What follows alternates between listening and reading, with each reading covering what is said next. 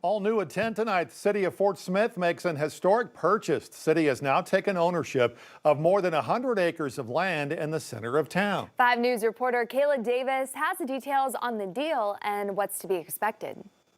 For about a year, Fort Smith city directors have been working with ACME Brick to buy the 113 acres tract the company had for more than 100 years.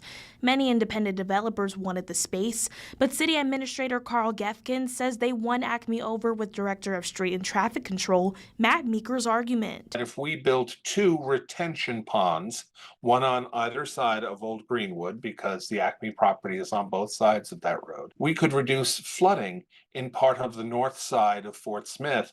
Upwards of 50% of the amount of water from a heavy rain would be reduced. $2.8 million later, the city owns the land to make what they say will be exciting additions. It's also an excellent location for mountain bike and hiking trails, and potentially putting mixed-use commercial residential on the Old Greenwood, on the western property on Old Greenwood.